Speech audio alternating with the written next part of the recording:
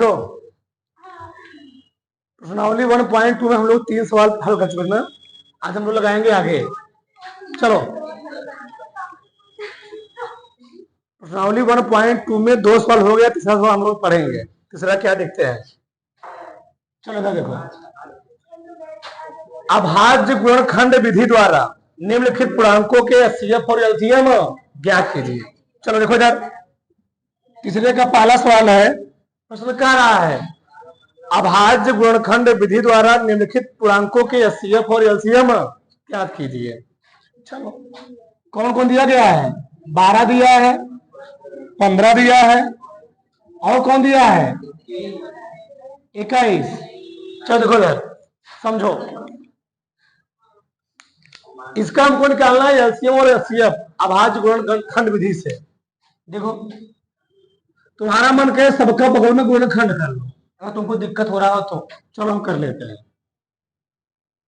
12 किससे कटेगा?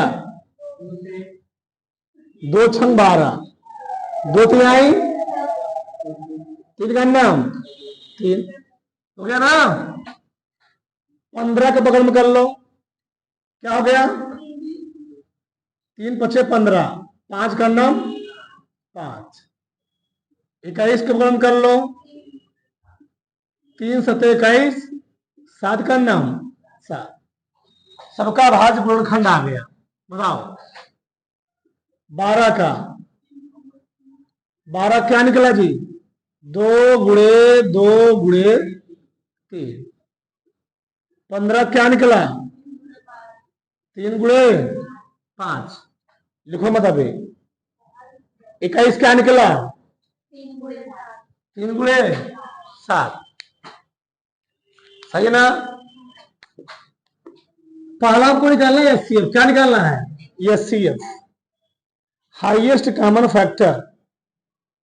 ठीक, महत्तम समापवर्तक लिख लिया करो, महत्तम समापवर्तक।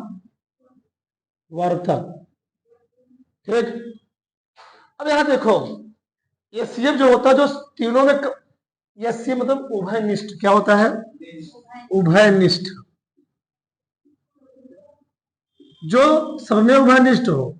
बताओ इन तीनों अभाज्य गुणनखंडों में सबसे उभयनिष्ठ कौन है? उभयनिष्ठ है तीनों में 3, ये ना। बताओ एचसीएफ कितना हो गया? किसी कोई प्रॉब्लम दिक्कत हो तुम्हें बोलना है। आपको निकालना है एलसीएम। क्या निकालना है? ये अभाज्य गुणनखंड है और अभाज्य गुणनखंड विधि से हमको एलसीएम निकालना है। Least common multiple, least common multiple. तो कैसे निकालते हैं एलसीएम? निकालने के लिए हम लोग करते क्या है, जो संख्या कई बार रिपीट हुई होती है उसको हम घात रूप बना लेते हैं।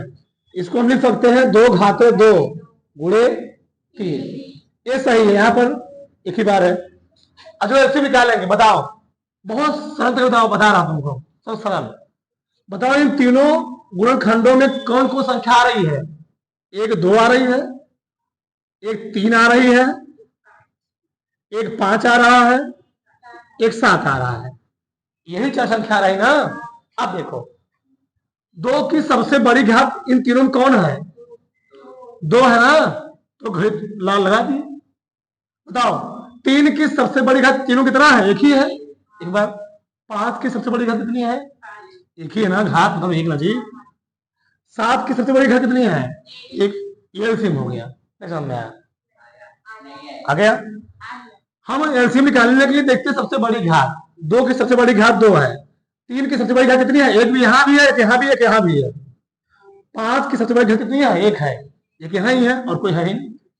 7 की सबसे बड़ी घात कितनी है? 7 ही है, एक बार है। गुणा कर लो इसका, तो हम कैसे छोड़ दो हमारा मन है तो गुणा कर लो। 2 दूनी 4 गुणे 3 गुणे 5 गुणे 7, 4 तिहाई 12 पंचे 7, 7 छंग 42, 420। बताओ सब कुछ समझ में उतार लो। चलो आगे देखो, प्रश्न नंबर 2 है तीसरे का दूसरा। देखो इधर 17 23 और 29। एक एक सवाल लगवाया जाएगा।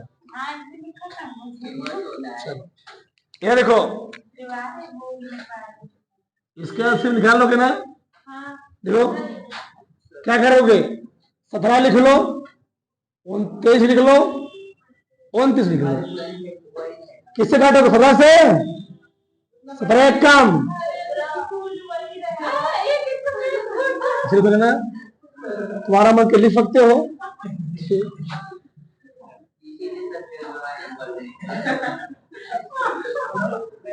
एक 29 काम जुमला होते लिख लेंगे। एक यहाँ एक फिर करना में एक ऐसे बाहर चले जाओ, कोई दिक्कत है?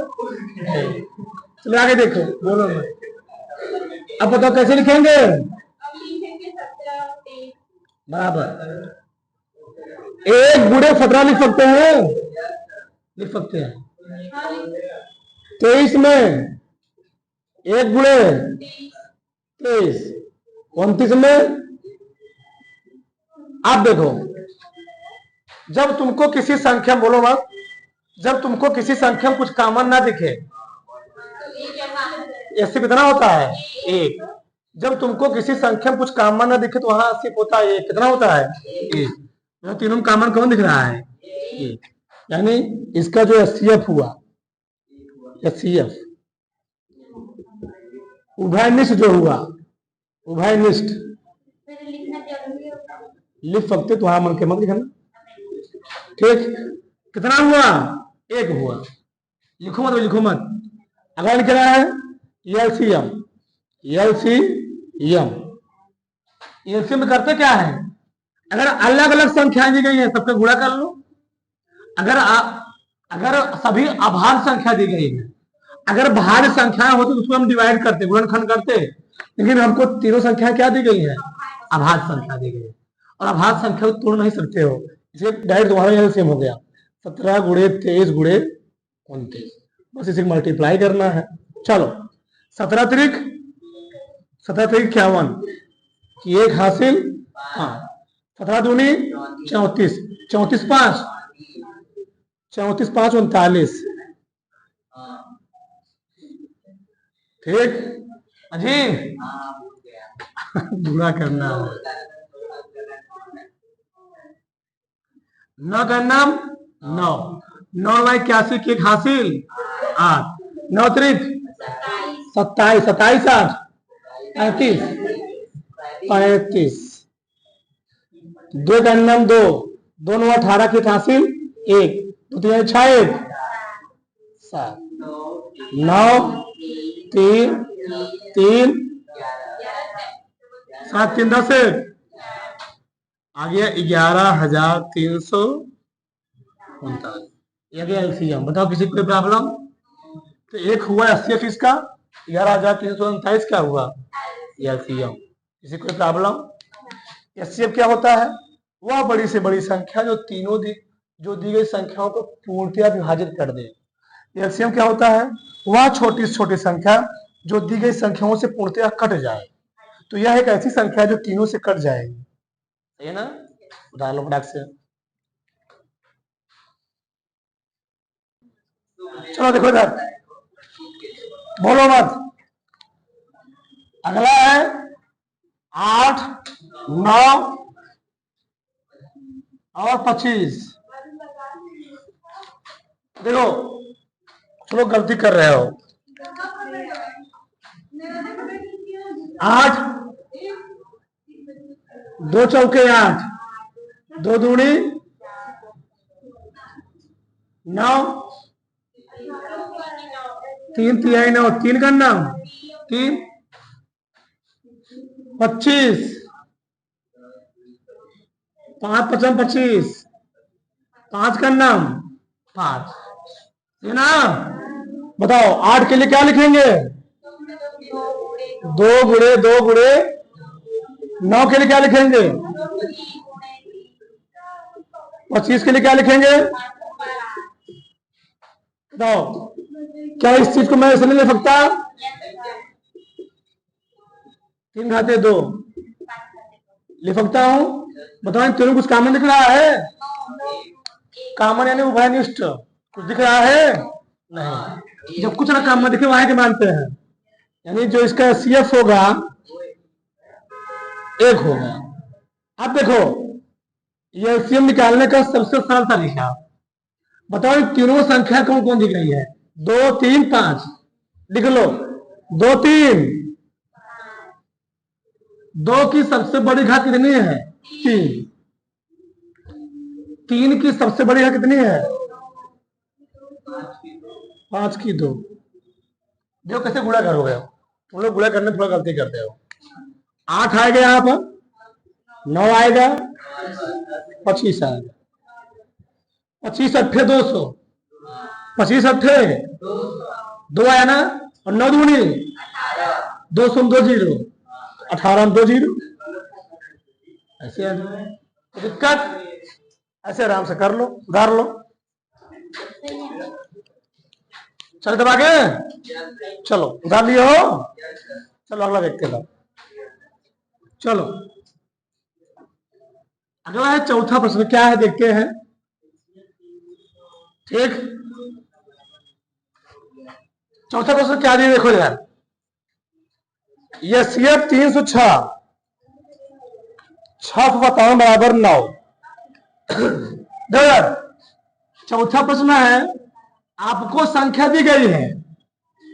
पहली संख्या कितनी दी गई है? 306। दूसरी संख्या भी दी गई है 657। HCF भी हमें दिया गया है 9। निकालना क्या है? LCM। क्या निकालना है? LCM। सबका ध्यान इधर, LCM फाइंड करना है। किसी के नहीं पेन चलना चाहिए। इधर देखो, हम लोग फार्मूला जानते हैं। HCF गुणे LCM बराबर पहली संख्या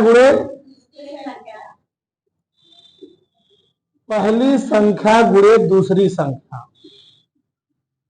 जानते हैं ना? ठीक, HCF हमें दिया गया था। बताओ HCF कितना दिया गया है? HCF दिया है 9। LCM निकालना है। पहली संख्या 306 है, दूसरी 657 है। तो क्या मैं LCM बराबर 306 गुणे 657 बटे 9 लिख सकता हूं? लिख सकता हूं। करने का प्रयास करो। 963 दो जगह ना, 963 2 65 27 9 त्रिक 27। 306 गुणे 73 मल्टीप्लाई करना, उत्तर आ जाएगा। चलो 306 में 73 का मल्टीप्लाई करना है। 3 छंग पूरा लिखोगे, 0 है। 3 3 9, 7 छंग 42 पूरा लिखोगे, और 7 त्रिक 21। 8 3 9 4 13 के 3 2 2 22,338। बस मल्टीप्लाई करना था। तो किसी को प्रॉब्लम है? नहीं, उतार लो।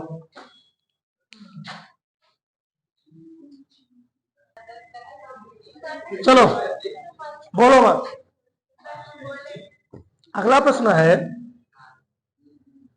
जांच कीजिए कि क्या किसी प्राकृतिक संख्या n के लिए संख्या 6 पावर n अंक 0 पर समाप्त हो सकती है। देखो यार, आपको कोई संख्या दी गई है, तो बहुत ध्यान समझो। देखो यार, कह है कि 6 की पावर n कोई संख्या है, तो कह रहा है क्या कभी 0 पर समाप्त हो सकती है? बताना है आपको। देखो यार, 6 की पावर n का बताओ अभाज्य गुणनखंड हम निकालेंगे। अभाज्य गुणनखंड 6 की पावर नहीं है ना?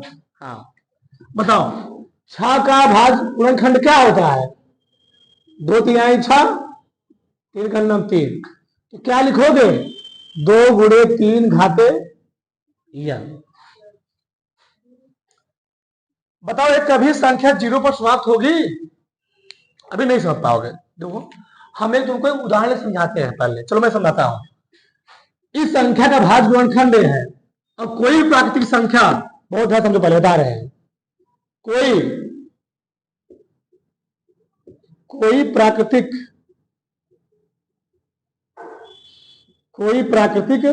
संख्या यदि शून्य पर समाप्त होगी, शून्य पर समाप्त होगी तो उसका अभाज्य गुणनखंड, उसका अभाज्य गुणनखंड 2 गुणे 5 के रूप का होना चाहिए। अभी जान जाओगे के रूप का होना, के रूप का होना चाहिए। और जो ये नहीं है 2 गुणे 5, 2 तो है कि 5 नहीं है, इस रूप का नहीं, इसलिए कभी भी 2 गुणे 3 पावर या शून्य पर समाप्त, इसलिए लिखोगे यहां पर, इसलिए 2 गुणे 3 पावर n कभी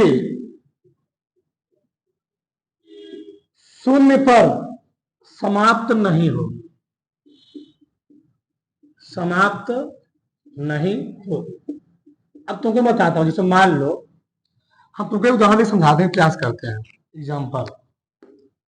जैसे मान लो आप दिया गया हो तो तुम लोग को 20 घाते n, 20 घाते n। अब कहा था क्या शून्य पर समाप्त होगी? शून्य पर समाप्त होगी?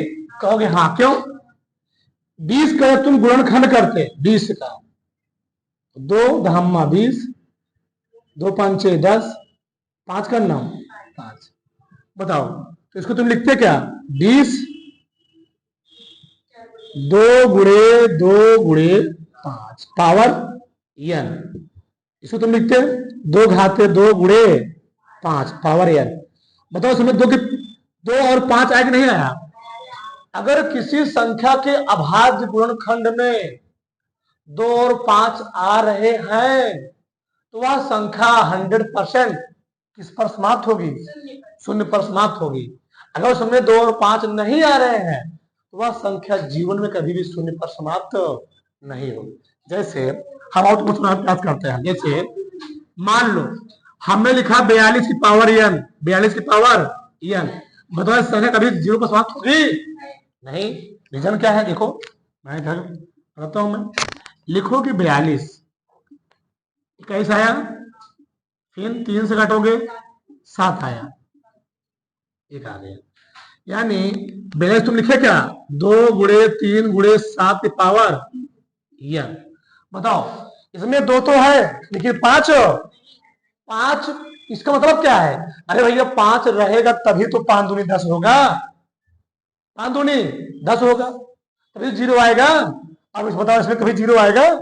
7 दूनी 14, 3 7 21, कोई गुणे कर लो कभी 0 आने वाला नहीं है। यानी इस टाइप की संख्याएं कभी 0 पर समाप्त नहीं होगी। अगर उसी के साथ 2 के साथ गुणनखंड में क्या गया, कितना बड़ी संख्या हो, अगर 2 के साथ गुणनखंड में क्या गया, 5 आ गया, तो वह संख्या किस पर समाप्त होगी? शून्य पर समाप्त होगी। बताओ समझ में आया? किसी कोई प्रॉब्लम होता है?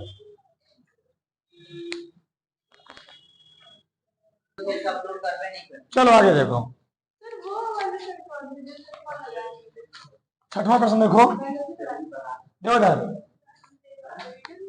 व्याख्या कीजिए, शांत रहो, व्याख्या कीजिए। इसमें आपको 2 प्रश्न दिए गए हैं, 7 गुणे 11 गुणे 13 प्लस 13, ठीक। दूसरा 7 गुणे 6 गुणे 5, बोलो मत, शांत रहो, ठीक। 2 गुणे 1 प्लस 5, बोलो मत। कहा कि व्याख्या कीजिए, ये संख्याएं भाज्य है तो क्यों भाज्य है? नहीं समझे? कहा कि व्याख्या कीजिए, संख्याएं भाज्य है तो भाज्य क्यों है? हाँ प्रश्न बोला है, ये दो संख्याएं भाज्य है, तो भाज्य है तो क्यों है, रीजन बताइए, ये बताओ, बहुत ध्यान समझो। भाज्य संख्याएं हम लोग किसे कहते हैं, एक होती है भाज्य संख्या, एक होती है भाज्य संख्या। अभाज्य संख्या क्या होती है, जो संख्या स्वयं से और एक से कटे, हम लिखते हैं यहां पर, यानी जो संख्या स्वयं से, जो संख्या स्वयं और एक से कटे, एक से कटे उसे क्या बोलते हैं, जो संख्या स्वयं, बोलो मत, जो संख्या स्वयं और एक से कटे उसे हम लोग क्या बोलेंगे, अभाज्य संख्या। भाज्य क्या होती है, जो संख्या स्वयं और एक से कटे ही, उसके अतिरिक्त और किसी भी संख्या से कट जाए, जो स्वयं, जो संख्या स्वयं और एक के अतिरिक्त, एक के अतिरिक्त अन्य संख्या से कटे, बोलो मत, अन्य संख्या से कटे, उसको हम लोग क्या बोलते हैं। अब देखो इसमें लॉजिकल चीज क्या है, बहुत ध्यान समझो। अभाज्य संख्या में केवल और केवल दो गुणनखंड होंगे। क्या गुणनखंड होंगे, दो गुणनखंड होंगे। कितने गुणनखंड, हाँ, इसमें तुमको केवल मिलेंगे दो गुणनखंड, गुणन, गुणन खंड, ठीक। लेकिन भाज्य संख्या में तुमको दो से अधिक गुणनखंड मिलेंगे। क्या मिलेंगे, दो से अधिक गुणनखंड मिलेंगे, दो से अधिक गुणनखंड, ठीक। इसमें बहुत ध्यान समझो। जैसे मान लो दो गुणनखंड का मतलब क्या है, जैसे मान लो संख्या 23 है, तो 23 का गुणनखंड बनेगा, एक तो एक बने, एक 23 बना, इसके अलावा कुछ बनेगा नहीं। लेकिन अगर वही 4 है, क्या है, 4 है, तो 4 का एक भी होगा, दो भी होगा, मानो मैं 6 लिया, क्या लिया, 6, एक भी होगा, दो भी होगा और 3 भी होगा, ठीक। और गुणनखंड उसका 6 भी होगा जी, यानी एक से कटेगा, दो कटेगा, 3 से कटेगा, 6 से कटेगा, तो इससे कितने गुणनखंड हुए, 4 गुणनखंड हुए। इसके कितने होंगे, 2 गुणनखंड। आप समझो, सबका ध्यान रखना चाहिए। देखो बताओ, इसमें कुछ कॉमन दिख रहा है, 13 कॉमन लोगे तो 7 गुणे 1, यहां बचेगा 1, प्लस क्या हो जाएगा 1, हमारा मन का मत लिखो, 13, 1 बच गया, सही है, 13, 11 फतेह 77 प्लस 1, 13 गुणे 77, एक गुणनखंड 13 हुआ, एक गुणनखंड 78 हुआ। बताओ क्या 78 के और गुणनखंड नहीं सकते हैं, सकते हैं, बहुत ध्यान सुनो ना, बोलो मत। 78 के हम और गुणनखंड निकाल सकते हैं, कैसे कटेगा ये, 2 तिहाई, 2 नवा 18, 3 से कितना, 3 का नाम 3, तो मैं तुमको समझाने का प्रयास कर रहा हूं। तो इसको क्या लिखा, 13 गुणे 2 गुणे 3 गुणे 13। बताओ इसके क्या दो ही गुणनखंड है, इस संख्या क्या दो ही गुणनखंड है, 4 गुणनखंड है। जब 4 गुणनखंड है तो भाज्य का भाज्य है। अगर 2 से अधिक गुणनखंड होगा संख्या क्या होगी, भाज्य। लिखोगे यहां पर, क्योंकि दी गई संख्या के, दी गई संख्या के 2 से अधिक क्या है, 2 से अधिक अभाज्य गुणनखंड है। अभाज्य गुणनखंड है, अतः इसलिए संख्या भाज्य है।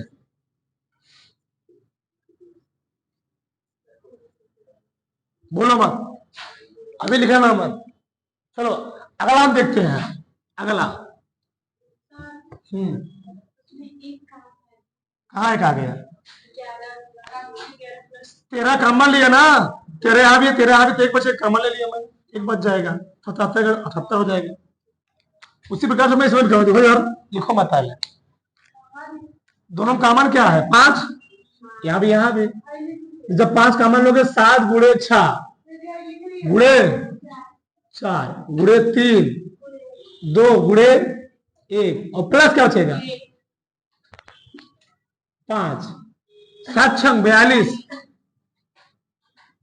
42 है।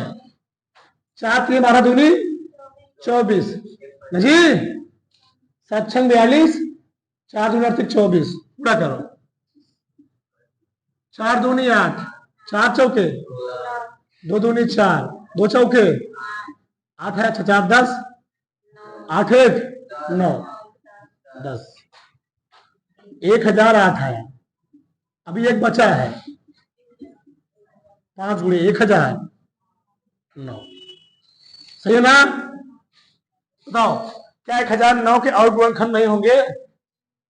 होंगे, जरूर होंगे, प्रयास करोगे। 30 कटने का प्रयास करो, 3 3 आए 9, नहीं कटेगा? ये बताओ, तो अगर नहीं कट रहा तो उससे कोई प्रॉब्लम नहीं है क्या? तुम 7 गन्नम 7, 3 10, फिर 7 चौक 28, नहीं कटेगा। देखो, अगर ऐसा दिक्कत हो, बताओ, इसके आगे एक नहीं है, है? कोई बात नहीं, कोई दिक्कत नहीं। बताओ कितने गुणनखंड हुए इसके? अरे भैया, एक भी एक गुणनखंड है, 1 हुआ, 5 हुआ है, तो है ही। तो कितने गुणनखंड हुए इसके? 3 गुणनखंड हुए। तो भाज्य का भाज्य है, भाज्य है ना, भाज्य है। देखो यहाँ पर दी गई संख्या के, बोलो मत, दी गई संख्या के 2 से अधिक गुणनखंड है, इसलिए संख्या क्या है जी? इसलिए संख्या भाज्य है। उदाहरण लो,